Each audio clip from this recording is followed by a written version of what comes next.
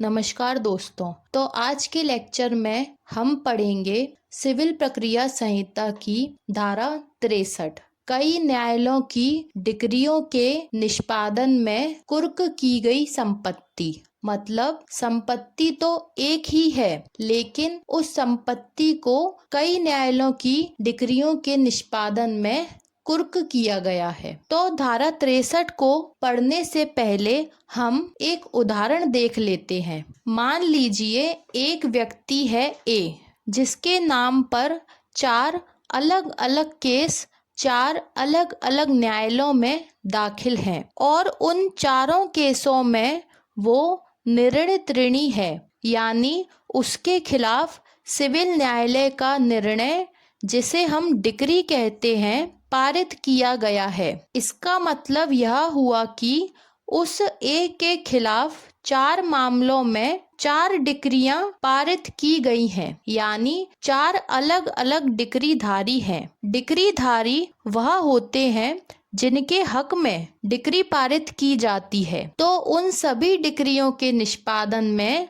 अलग अलग न्यायालयों द्वारा उस ए की एकमात्र संपत्ति को कुर्क किया जाता है। मतलब जमीन एक ही है और 4 डिक्रियों का निष्पादन किया जाना है। तो अब क्वेश्चन यह उठता है कि वह चारों डिक्रियां किस प्रकार से निष्पादित होंगी। डिक्रियों के निष्पादन का मतलब होता है डिक्रियों को लागू किया जाना, और वह कौन सा न्यायालय होगा जो यह निर्धारित करेगा कि डिक्रियों का निष्पादन कैसे किया जाना है। तो यह सब हमको पढ़ने को मिलता है धारा 63 के अंतर्गत।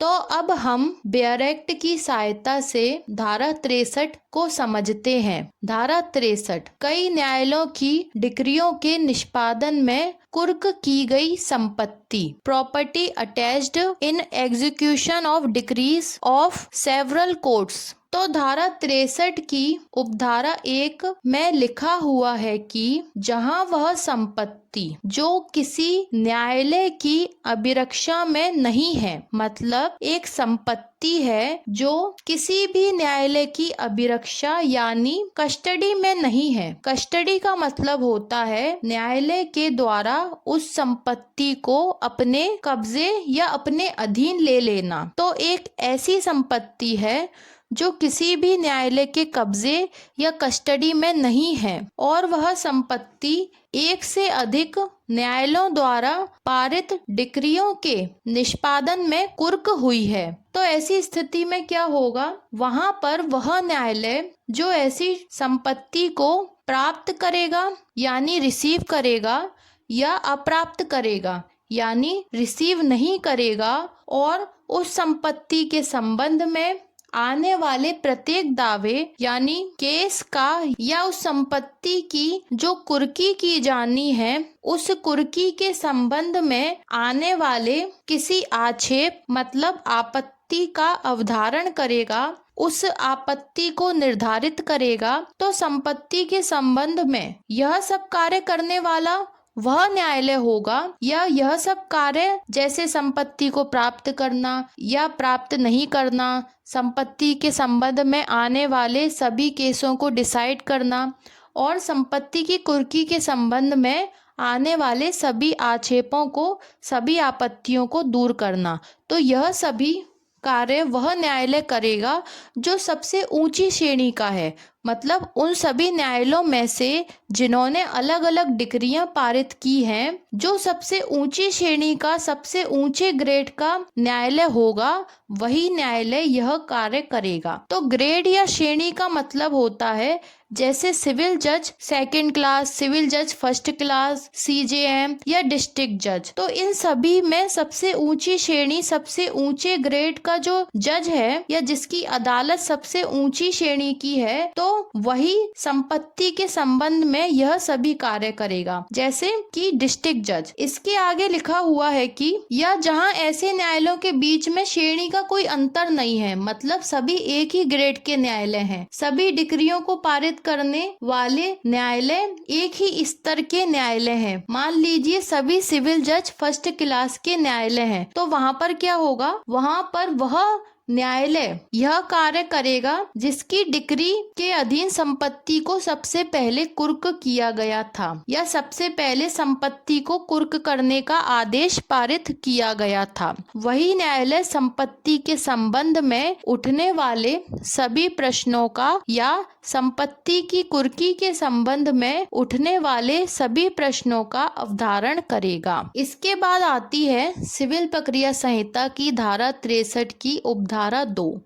तो उपधारा 2 में लिखा हुआ है कि इस धारा की कोई भी बात, मतलब धारा 63 की उपधारा 1 की कोई भी बात ऐसी डिक्रियों में से एक का निष्पादन करने वाले न्यायालय द्वारा की गई किसी कार्रवाई को अविधिमान्य करने वाली नहीं समझी जाएगी। इसका क्या मतलब हुआ? इसका मतलब यह हुआ कि धारा 63 की उपधारा 1 में जो बात कही गई है, यानी कि उन सभी न्यायालयों में से संपत्ति की कुर्की के संबंध में उठने वाले प्रश्नों का अवधारण पहला या तो केवल ऊंची श्रेणी का न्यायालय कर सकता है या फिर दूसरा ऐसा न्यायालय कर सकता है जिसने सबसे पहले संपत्ति को कुर्क करने का आदेश दिया हो। तो इन दोनों न्यायालय के द्वारा संपत्ति के संबंध में उठने वाले सभी वादों या संपत्ति की कुर्की के संबंध में उठने वाले सभी वादों का अवधारण किया जा सकता है। तो यह प्रावधान किसी भी प्रकार से ऐसी सभी डिक्रियों में से किसी एक डिक्री का निष्पादन करने वाले न्यायालय द्वारा की गई किसी कार्रवाई को अविधिमान्य घोषित नहीं कर देती। मतलब कि ये जो बात कही गई थी कि या तो ऊंची श्रेणी का न्यायालय अवधारण करेगा या फिर जिसने सबसे पहले कुर्की का आदेश दिया था वही न्यायालय कोई भी कार्रवाई करेगा। लेकिन उपधारा 2 में यह कहा गया है कि किसी अन्य न्यायालय ने कोई कार्यवाही की है, तो किसी अन्य न्यायालय ने यदि कोई कार्रवाई कर दी तो वो कार्रवाई केवल इसीलिए अविधिमान्य नहीं हो जाएगी कि वह न्यायालय ऊंची श्रेणी का नहीं था या उसने सबसे पहले संपत्ति की कुर्की का आदेश नहीं दिया था। उसकी कार्रवाई वहीं की वहीं वैसे के वैसे ही विधिमान्य बनी रहेगी। तो यह हमको बताती है सिविल प्रक्रिया संहिता की उपधारा 2। सिविल प्रक्रिया संहिता की उपधारा 2 के बाद हमको पढ़ने को मिलता है एक स्पष्टीकरण।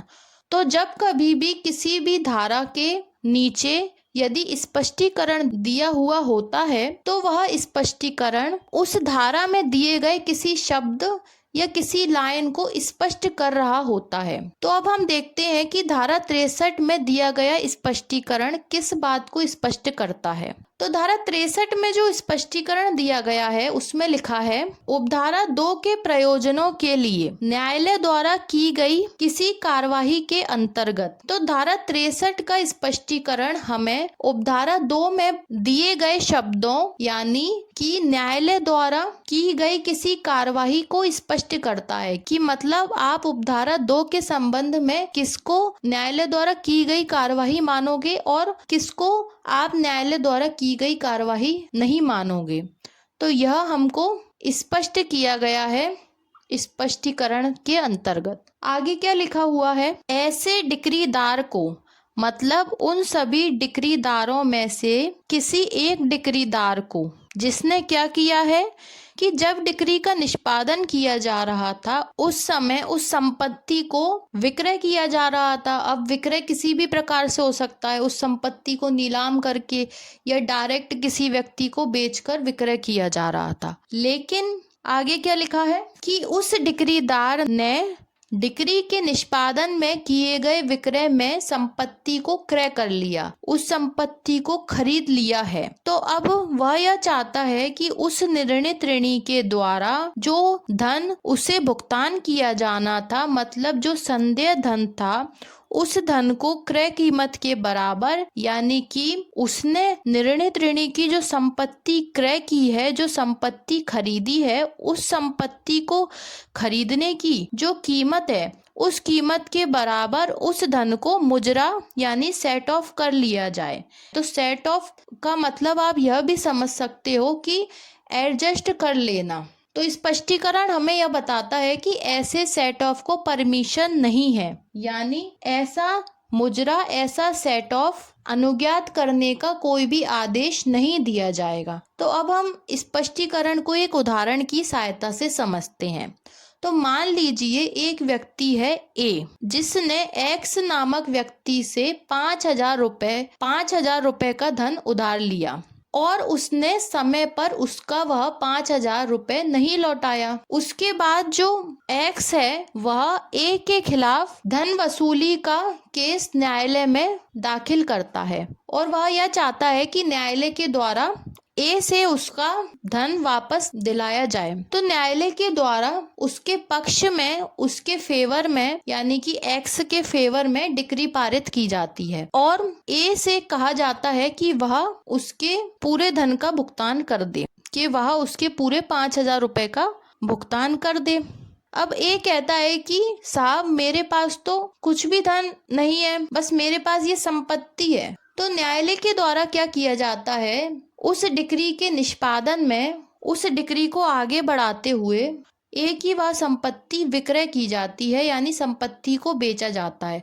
तो जब वह संपत्ति को न्यायालय के द्वारा बेचा जा रहा होता है, कि नीलामी के द्वारा या किसी अन्य प्रकार से उसकी संपत्ति विक्रय की जा रही होती है, तो उस समय जो एक्स होता है वह उस संपत्ति को क्रय कर लेता है, क्योंकि उसे ये लगता है कि ये संपत्ति तो बहुत अच्छी है और बिल्कुल सही कीमत पर मिल रही है। तो वह स्वयं उस संपत्ति को क्रय कर लेता है। वह उस संपत्ति को 4,000 रुपए में क्रय करता है। इसके बाद होता यह है कि वह एक्स जो डिक्रीधारी था वह ए से जो निर्णित ऋणी है उससे यह कहता है कि मैंने तुम्हारी संपत्ति को 4,000 रुपए में क्रय कर लिया, अब तुम्हें जो मुझे 5,000 रुपए देने हैं उसमें से तुम 4,000 रुपए सेट ऑफ कर लो, यानी कि मैं तुम्हें जो संपत्ति का क्रय कीमत है 4,000 रुपए, जो उसकी वैल्यू है वो नहीं दूंगा और यह मान लूंगा कि तुमने मुझे 4,000 रुपए दे दिए। अब तुम उन 5,000 रुपए में से 4,000 रुपए हटाकर केवल 1,000 रुपए का मुझे मेरे ऋण का भुगतान कर देना। तो इस प्रकार से वह ए से सेट ऑफ कर लेता है, यानी कि एडजस्ट कर लेता है, मुजरा कर लेता है। तो स्पष्टीकरण हमें यह बताता है कि उपधारा 2 के अंतर्गत न्यायालय के द्वारा भले ही कोई भी कार्यवाही की जाए, सभी विधि मान्य है, लेकिन ऐसी मुजरे की कार्यवाही या सेट ऑफ की कार्यवाही या सेट ऑफ को अनुज्ञात कर देना, परमिशन दे देना, ऐसा कोई आदेश विधि मान्य नहीं है, ऐसा कोई आदेश नहीं दिया जाएगा। तो स्पष्टीकरण में हमें यही बताया गया है कि जो उपधारा 2 में न्यायालय के द्वारा कार्यवाही की जा रही है, उस कार्यवाही में मुजरे की कार्यवाही, सेट ऑफ की कार्यवाही को सम्मिलित नहीं किया जाता और यदि डिक्रीधारी द्वारा निर्णित ऋणी से कोई रकम का सेट ऑफ किया जाता है तो उसे वैलिड करार नहीं दिया जाएगा, उसे वैध नहीं माना जाएगा। तो यह थी सिविल प्रक्रिया संहिता की धारा 63, जो हमें कई न्यायालयों द्वारा पारित की गई डिक्रियों के निष्पादन में कुर्क की गई संपत्ति के संबंध में आने वाले सभी प्रश्नों को किस न्यायालय के द्वारा डिसाइड किया जाएगा, किस न्यायालय के द्वारा अवधारित किया जाएगा, इस बारे में बताती है। तो अब मिलते हैं अगले लेक्चर में। यदि आपको धारा 63 से संबंधित कोई डाउट है या आप कोई प्रश्न पूछना चाहते हैं तो आप कमेंट बॉक्स में पूछ सकते हैं और हमसे जुड़े रहिए। और सिविल प्रक्रिया संहिता को और अच्छे से जानने के लिए हमारे चैनल को सब्सक्राइब कीजिए। धन्यवाद।